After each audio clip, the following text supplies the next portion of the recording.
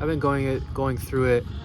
I've been going through it for about a month, and there's something about this narcissistic abuse that I'm processing from childhood and just from other experiences with people that I've come in encounters with, where like I fundamentally feel like there's something wrong with me, like I'm broken, that I'm not deserving of love,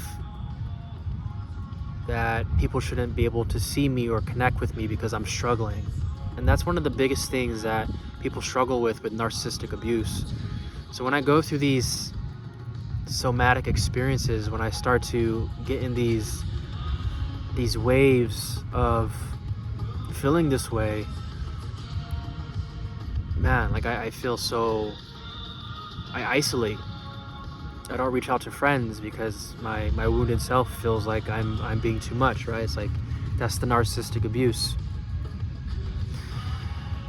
And I've dealt with this. I'm now starting to realize the effects of narcissistic abuse, where throughout my life I've felt alone, like truly just have felt really alone.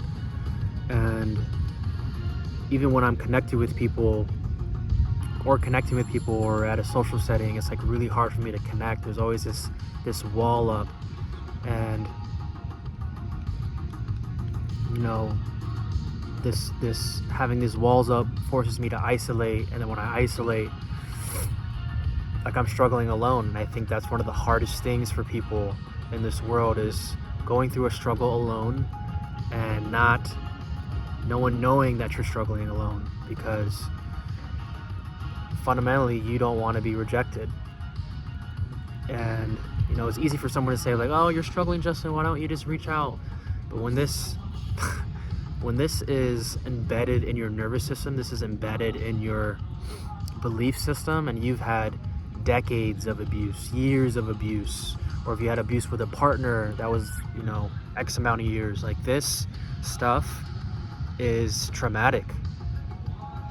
This stuff is, I would consider PTSD or CPTSD if you went through it through a long time. And it just makes you question your worth as an individual, right? I've struggled my whole life, and this is not always, like, it comes in waves, and as I'm healing, I feel a lot more confident in myself. I'm able to connect deeper and deeper. But when the waves come, it's like there's times where I just feel like a complete idiot, like I'm not capable of making my life the way that I want to create it. Because one of the things of narcissistic abuse, that they will passively nitpick at you, won't believe in you, they will judge everything that you do.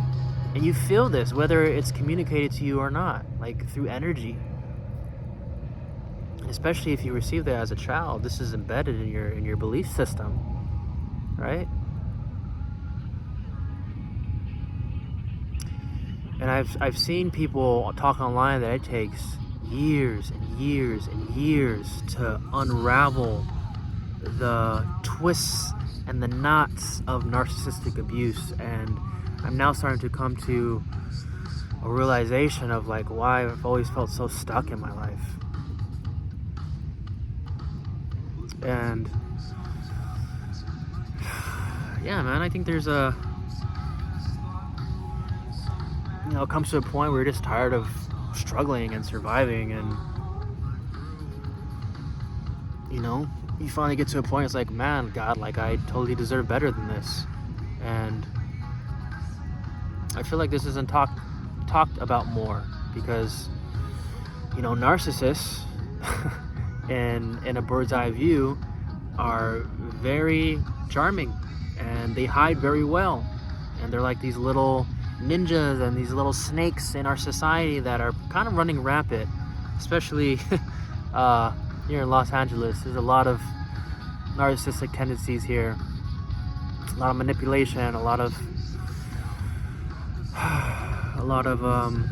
big egos and using people. And gaslighting, all this stuff that is, I feel like we're infected with this virus of narcissism in our society. And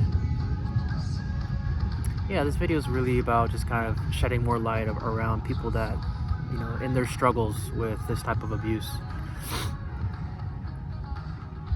So if you're out there, I think it's very important to reach out and get help, even if it's hard. Like, I'm finally like trying to reach out and have support, and sharing my story. So you guys hang in there, and I think it's important to talk about your story. This is me kind of sharing my story and my struggles, regarding these types of abuse. All right, y'all, have a blessed day.